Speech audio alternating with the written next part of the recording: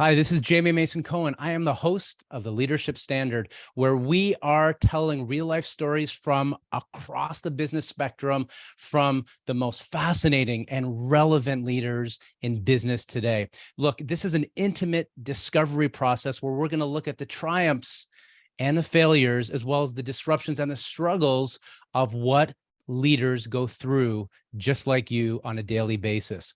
This is going to be an opportunity in each episode to learn a revealing conversation about the life of business and the business of life up close and personal in a way that leaves both the audience and the guests surprised, because we really believe that leaders are not born, they're made.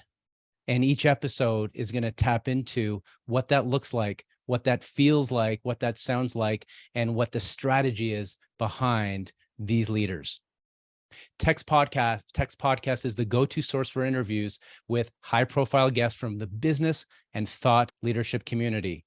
We look forward to having you join us, and don't forget to subscribe so that you can be first to hear what these leaders say. Today, we're here with Brenda LaRose. Brenda is a prominent figure in Canadian Indigenous leadership. She is a leadership, career, and executive coach with over 25 years of experience sourcing diverse talent and finding home for some of Canada's senior Indigenous leaders. Brenda founded her leadership career recruitment practice, BL Talent Solutions, which provides personal coaching solutions to develop leadership qualities, grow businesses, and increase organizational effectiveness. Now, Brenda sat on many different boards across Canada. She is a Métis citizen, a former TEC Canada member, and she has a lot of awards, but I'll name just a few. One of the companies that she was a leader in, Higgins, was the first Indigenous business in Canada to receive the gold level Progressive Aboriginal Relations Award from the Canadian Council of Aboriginal Business in 2005, 2011, and 2014. Welcome, Brenda. Thank you very much, Jamie. Nice to be with you today. It's nice to be with you too. So I'd like to start by asking, how did you become involved and interested in search? Well, I think it was a natural progression. In my early days, I was in recruitment, and then, also running staffing agencies, and then progressed and got to a point where I think everybody does, usually around the late 30s area of their life or early 40s. And it's okay, I'm happy, I'm doing okay, but there's got to be something more. So I started actually researching and talking to individuals about what I should be doing. And I actually thought about going back to school and becoming a lawyer. And there was a couple of other things. And then one of the positions was executive search. So I started actually over a period, probably 6 or 7 months, doing a lot of research and talking to a lot of professionals as to what do you do every day? What do you read? What advice would you give somebody that's going into this profession? If you had to do it all over again, what would you do? And just various questions and a lot of research, and then decided, okay, I think it's executive search. It was a natural progression, but it offered me a lot more challenge at a more senior level where I'm using my strategic abilities and whatnot. So that's how that happened. Yeah. Okay. When you reflect on all your experiences in search, why does this work that you do matter? Well, it matters a lot because, first of all, you're changing the Canadian economy because you're getting the right leaders in the right seats, in the right roles to be leadership that are leading a company that can make the difference in the company being successful and leading people, to actually be, a good mentor and a good leader. And then also with individuals, you're affecting them as people and their families. And so, it has to be a good search placement is at a leadership level is a win-win-win, win for the organization and the people there and the company and win for the individual. And then it would be a win for me. So, yeah, so it really does matter. Yeah. That's extraordinary. Tell me about a recent project you're most proud of. Well, I haven't, I've ended my search career about a year ago. But I think the one that I'm most proud of, and again, this is an Indigenous search, but when the Truth and Reconciliation Commission of Canada, the TRC, it actually started and it fell apart the first time, like it didn't gel. They had a chair and two commissioners, and it just didn't work out. So at that time, the government of Canada, the Prime Minister, retained Justice Akabuchi, who was a retired Supreme Court justice, and Justice Akabuchi hired our firm, and we had to, do the search. It was quite complex. There was a lot of moving pieces and a lot of stakeholders at the table. All the different Indigenous national organizations. The three main ones were there and represented, and it worked out. So it was important to get the right people in there. It ended up with Justice Murray Sinclair, who went on to the Senate after that position, and since retired, and two other commissioners, and they did fulfill it. And it was a very tough roles to do because they developed the report and went on to what we have today with truth and reconciliation within Canada with the Indigenous people. Yeah, it's such a significant role. And what was it about his leadership that stood out to you when you were choosing who would eventually lead that organization? Well, I didn't really choose it. It was the selection committee that chose it. And it was made up, they had people representing a couple from the government of Canada. And it was National Chief Phil Fontaine at the time. And Mary Simon, who is now the Governor General, was representing the Inuit. And there were other representatives at the table. And so they actually made the decision, in Justice Akabuchi as well. But I think if you're asking about what qualities Justice Sinclair had, he just was actually the perfect guy for the role. Judgment, intellect, a vision, and ethics, and just, combined with everything to do, a really good job, and compassion. He had the compassion as a leader. Him and Marie Wilson was from the NWT. She was one of the commissioners, and Regional Chief Welton Littlechild was the other one. They actually listened to all the survivors, and that would have been really, really tough. I don't think a lot of people would have been able to do that. But they actually participated in all of that, Mm-hmm. Well, you mentioned compassion, ethics, judgment. When you look back at your career, what are some of the traits that you've exhibited, or other people have told you've exhibited when you've been at your best as a leader? Well, I'm far from being a perfect leader. Nobody's a perfect leader, but I mean, I think I grew, and I'm not even, you're constantly aware and trying to work at getting better.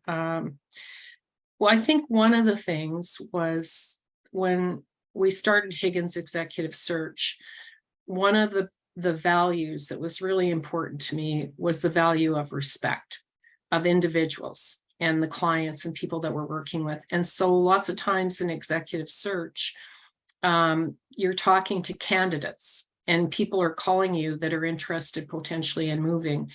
And an executive search, you're only retained. You're like a lawyer. You're retained for the work, the searches that you're actually going to work on. And anybody else that you're talking to, I mean, you're not getting paid. It's just, you're talking to individuals. But it was really important to us and to me. And I think, we talked about this as a company and the employees, is that treat everybody with respect. If someone calls you, call them back right away. If there is a decision made, try and get back to the individuals that didn't maybe get the role in a timely way, and providing meaningful feedback, like just treating everybody with respect. Because if people take the time to actually engage and go through the process, and prepare, then, you know, they're putting a lot of time and effort in, and we need to, you know, treat them very, very well. So I think that was really important. And it resulted in, you know, candidates that trusted us. It resulted in getting more business. It resulted in repeat business and a reputation for, you know, really striving to do a really good job. So does that answer your question? Yes, it does. Yeah, Yeah. yeah, absolutely. Yeah. On that note, Brenda, what are some other key lessons you've learned throughout your career? And here's what I'm going to do. In the homework or in the research I did before this, I did some research on you. I read some articles. So I'm going to mention a few, and I'm going to ask you to maybe elaborate if you have something on those that in a previous article or a previous interview you might have touched upon. So the first is success can be luck and timing, but it's good to be prepared and have a goal and a plan. Can you elaborate on that? Yes, thanks. It's actually a really good question. So thank you for that. Well, you know, when we started the company, Higgins Executive Search, it wasn't on anyone's radar to actually be a diversity search firm. And so we pioneered executive Indigenous search in Canada. Also other diversity areas, you know, like we, you know, racialized Canadians, Black Canadians. I mean, you know, we're always into diversity. And it wasn't 25 years ago, it wasn't being talked about. Nobody was actually doing that. So it did take a while to get some uptake on it. You know, I mean, when we started, you know, people were, you know, very lukewarm and sort of interested and maybe not really at times. So it took a few years to actually, you know, to gel. I don't think they were ready for it yet. And we simply did a lot of work in regular search right across the country from coast to coast to coast. So normal executive search. It wasn't specifically diversity in the beginning.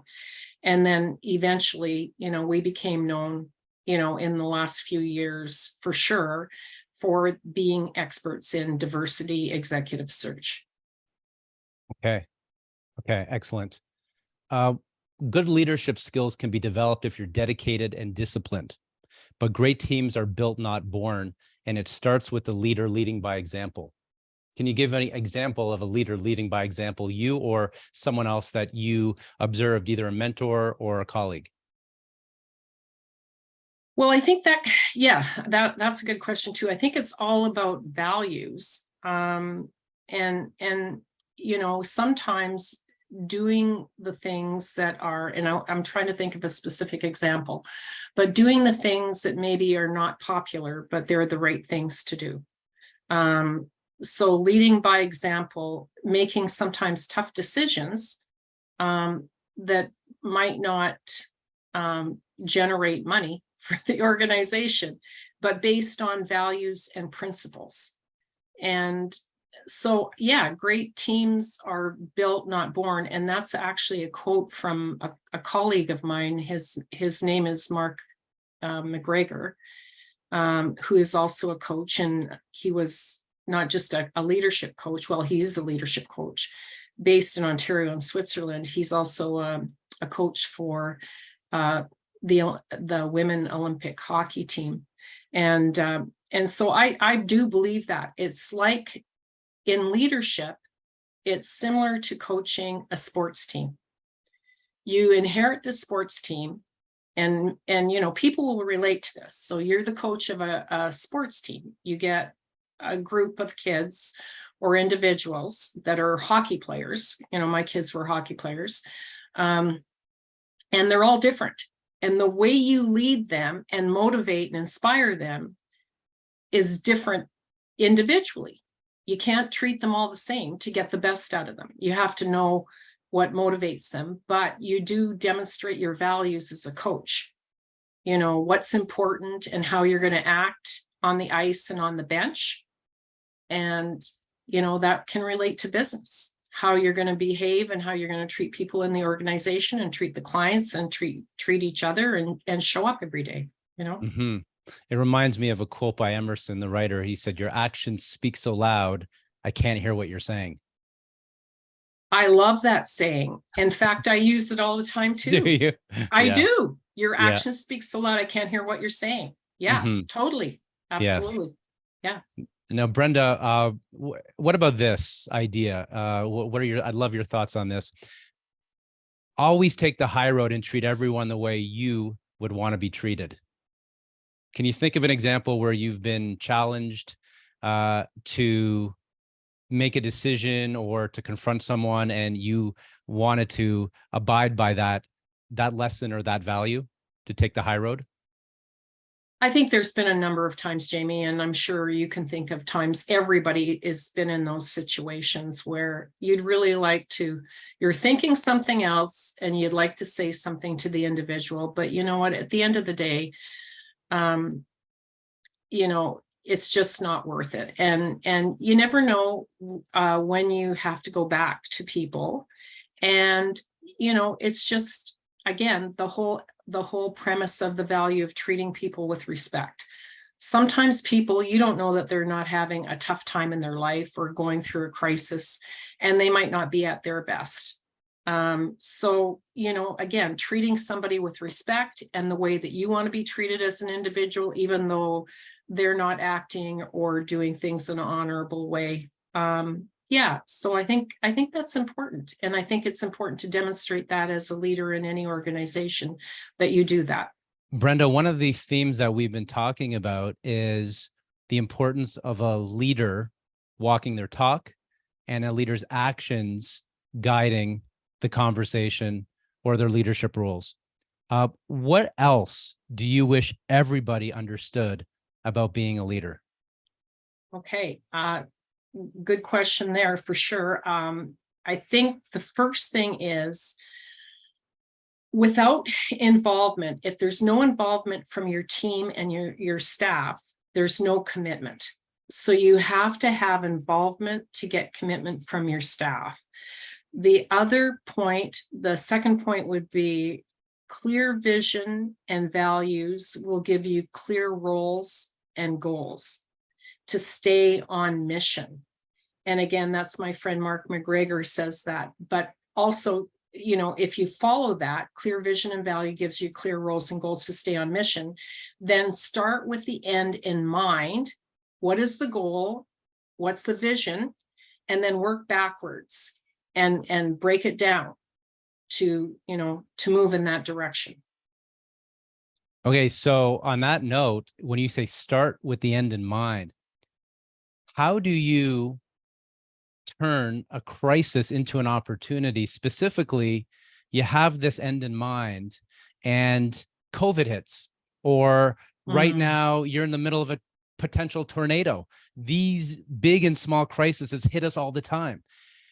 How did you, within your field, turn the crisis, the last big crisis that we all faced within Canada, COVID, into an opportunity? Okay, well, that's a good question too. And it reminds me of a quote from Winston Churchill, is always take advantage of a good crisis, because there's always a gift, there's always opportunity in that. But when COVID hit, for us, when Higgins executive search started, and it was over 25 years ago, we were actually virtual. We had offices in Winnipeg that we didn't go to very often, and one in Ottawa and one in Toronto when we needed it. But the team was right across Canada, and we worked virtually. We actually invested into top-notch technology. Our technology at the time was world-class as a business, and we did virtual employment back then. And so we've been doing that for over 25 years. And so it was a natural progression into COVID. And in fact, one of the lease for the Montreal office in leaders was coming up during COVID, when COVID hit, and Montreal didn't renew it based on that, knowing that, we could work virtually and that we had proven that, and we had been doing it for a long time. So it was a natural transition. There wasn't any hiccups at all. In fact, our business grew during COVID. It grew. Okay. Mhm. Well, that's definitely turning a crisis into an opportunity. What do you wish everybody understood about being a leader today? What do I think? Well, I love your quote that you said, that you shared, is your action speaks so loud, I can't hear what you're saying.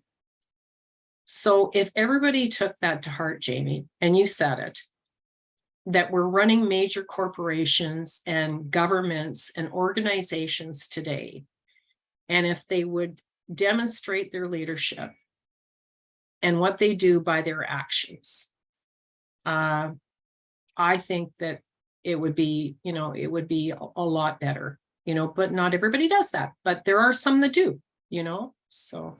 Yeah, I love that. Aligning our words and our actions, but leading by example. It's so simple, but it seems to be evade so many of our leaders across different industries who we look to.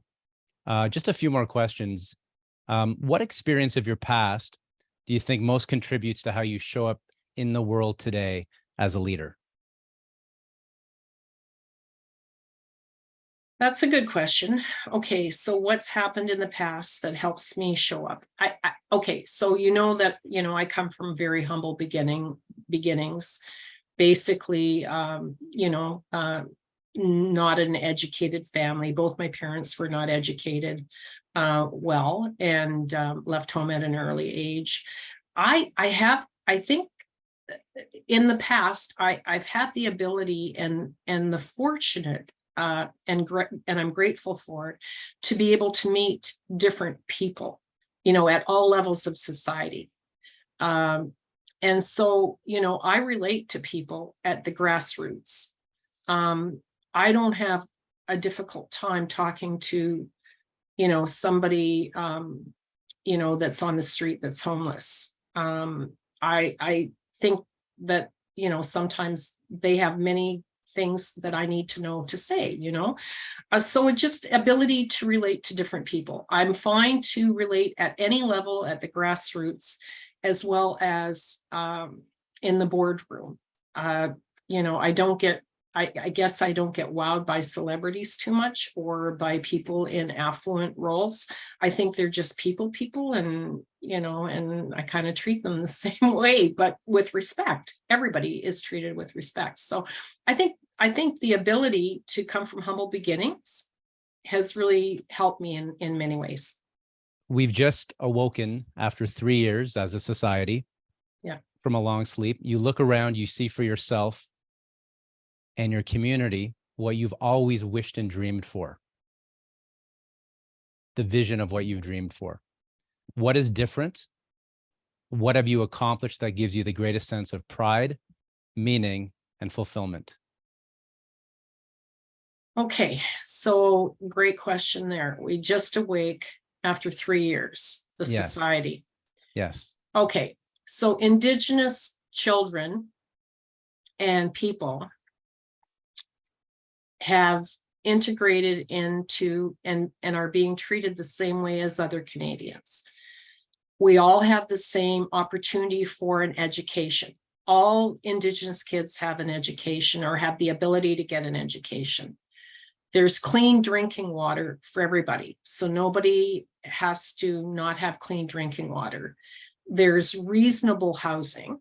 Doesn't mean, people are in the urban centers are also, there's poverty, but it's not like, where, they're living in really bad conditions where there's, 15 people, 20 people living in a small home. So we're at the same realm as other Canadians, and people are getting educated, and people that Indigenous kids that graduate high school all have the ability to go to a post-secondary education, and people are becoming part of the society, but it's a win-win. Indigenous people also feel valued and engaged with the rest of society. And I would liken it to New Zealand. Now, our society in Canada, in terms of the Indigenous community, is so different because we have so many different Indigenous people here that are, come from a variety of areas. I mean, a Haudenosaunee person is very different from a Cree person, and an Inuit person and a Métis. We're all different. It's not like New Zealand where it's all the Maoris, but the Maoris in New Zealand contribute to New Zealand. And everybody that visits New Zealand knows about the Maori people, and the new people in New Zealand value the Maori people. And they're part of the government, and they're part of the society, and they're part of all the businesses and everything that is all about New Zealand. And we're the same way here. We've got a richness of our cultures that is valued by everybody in Canada. That's what I hope for in 3 years. It would be wonderful. It would be wonderful. And I hope to see that vision come to fruition. Brenda, TEC Canada is the largest peer-to-peer executive coaching organization in Canada. We're curious, what kind of continuing coaching or mentoring experience have you had as a former member of TEC? So with TEC, I've stayed in touch with the chair. It was Barry Bernhardt in the Winnipeg area, and with the other TEC members. So they're still part of my network. So that's part of the benefit of being in TEC. My son that was in the business with me was also in TEC in the Ottawa area here, and he still stays in touch with his chair and his members there as well. I've actually had a couple of people, fellow coaches that I've talked with from time to time just to get input on, and other business members as well, and a couple of colleagues and friends that are leaders in organizations that I stay in touch with. So I do have a network, and I think that that's important. But TEC was wonderful. I mean, I don't have to promote TEC. It was only good things. I really benefited from TEC, and I honestly would say that I might not have had success in the sale of my company without being a member of TEC. So there were many things that I benefited from TEC, and it was a really good experience. Okay, great. What I'd love to do now is transition to a speed round, which just means that these answers can be quick and to the point. And you can even pass if you can't think of it on the spot. So Brenda, I'd like to ask you, what book, it can be on leadership or business or even life, are you reading right now or recently? I have been reading a lot of books on coaching, and the one was Marshall Goldsmith. In Earn Life? Yes. That is it. Yeah. What stood out to you about that book? Well, just everything. Marshall is just so matter of fact. I guess just being able to work again. One of the things you said earlier was you got to work, at becoming better and growing. And I guess that's the message in his book as well, is you can be what you want to be and progress to what you want to be. But you do have to be mindful of that and work at it. Mm-hmm. Yeah. Wonderful. There's something about you that I found really intriguing, was you were the president or former president at Toastmasters. And I am really passionate and interested in the importance of communication for leaders, both presentation skills, clearly communicating your message, courageous conversations as a coach one-on-one. What were some of the lessons, just maybe one or two lessons, that resonated with you that you've kept with you from being a part of Toastmasters when it comes to leadership communication? Okay, that's a great question. I would say one of the things that I learned at Toastmasters is listening, and then if responding, speaking to what's been asked or what the topic is. You do table topics, and being able to actually address what they're asking you. And it was they do it quick every meeting in 2 minutes, and speaking to the topic in a concise way. And so that would be key, I think. But there's so many things, again, with Toastmasters. It's a great organization, and strongly recommended it to a lot of people that even worked with me, and staff that came in, and only great things to say about Toastmasters. Yeah. Yeah, I've heard great things too. I did Dale Carnegie speaking training. So I was always curious with my friends who did Toastmasters, what were the similarities and differences between the two? What are you not great at? I am not great at a lot of things. Honestly, my family would tell you that. So I mean, I've learned over the years, because I'm a mature person now, that I am best to just focus at what I do naturally and what I enjoy and what I'm great at, instead of worrying about what I don't do well. I'm not good at remembering phone numbers or numbers in general, but I'm really great at remembering names and people and things about them.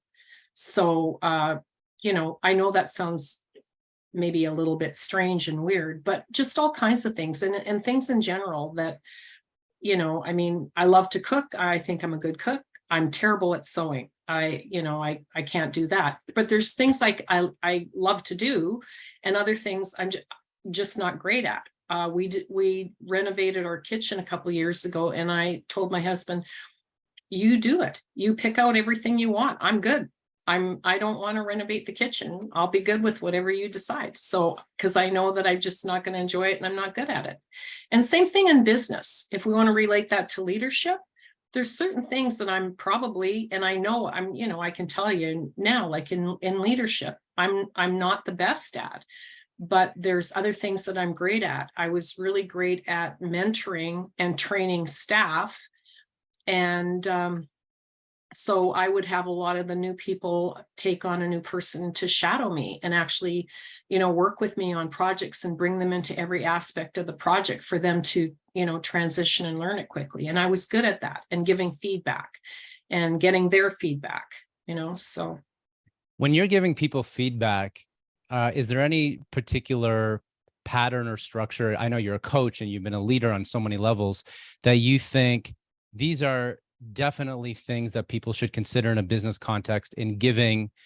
For example, if someone's a manager, giving feedback, these are 2 or 3 things that they should always consider, or most of the time keep in mind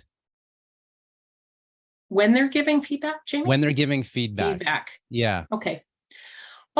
So again, good question. I would say if you have to give feedback, do it constructively, and try and do it what I would call the sandwich technique, because people, take things to heart.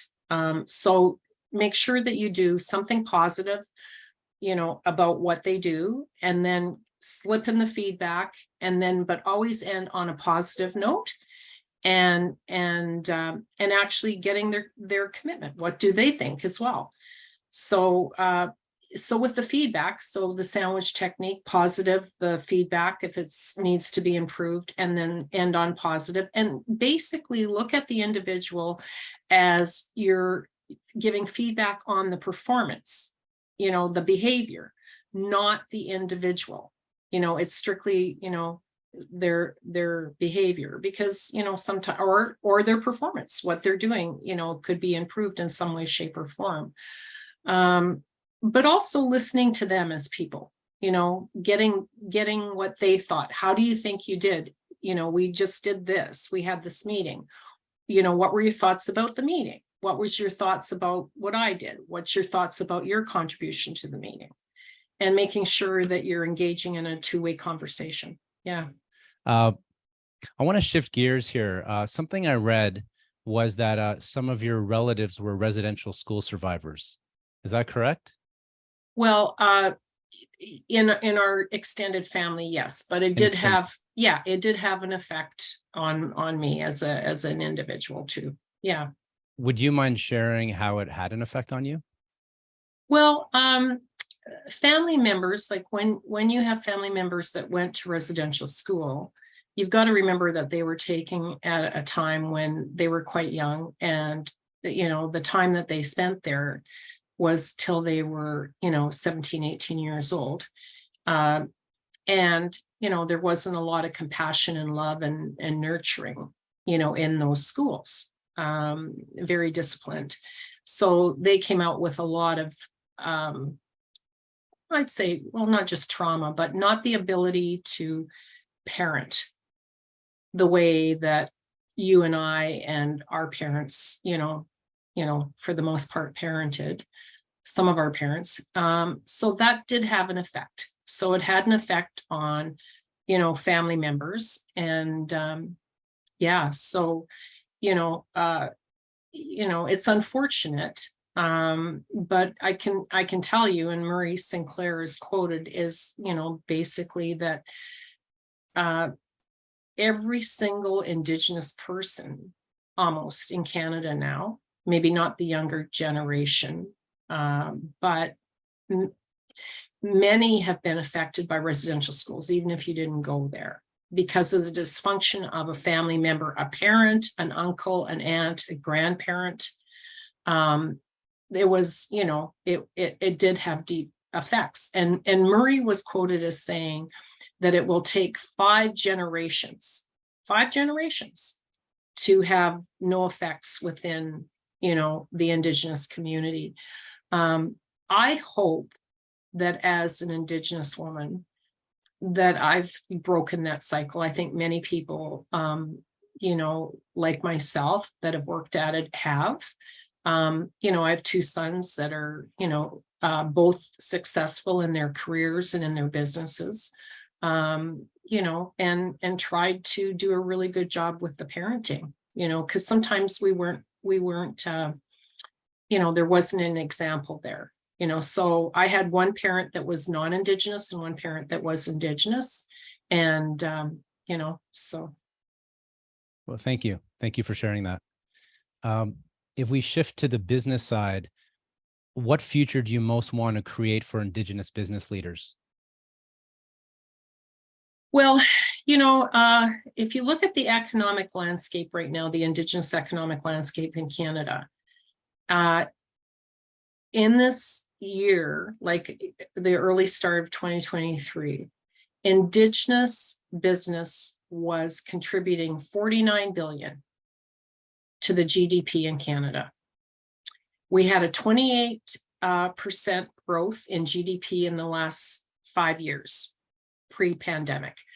We're the fastest growing population in Canada, and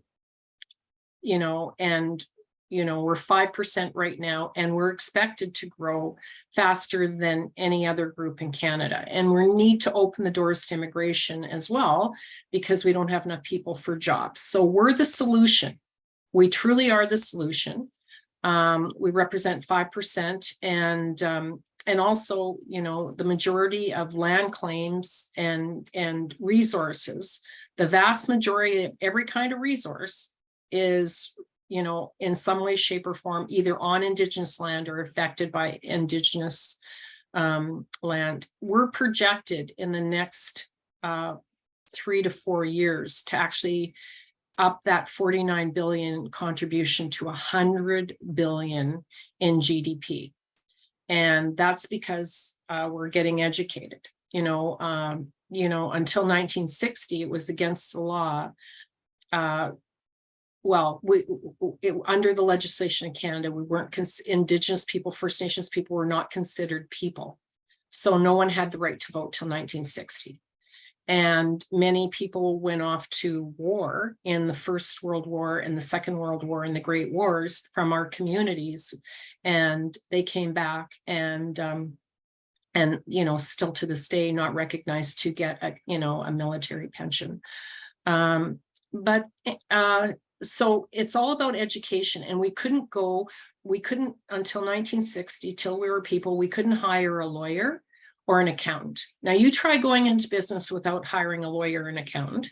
It was against the law. That was against the law.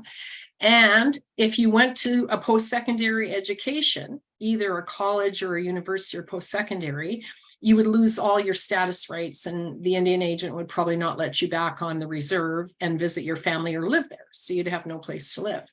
So if people did go to, post-secondary, I had my mother-in-law right now, my husband is First Nations. She went to university, but she didn't take her last course.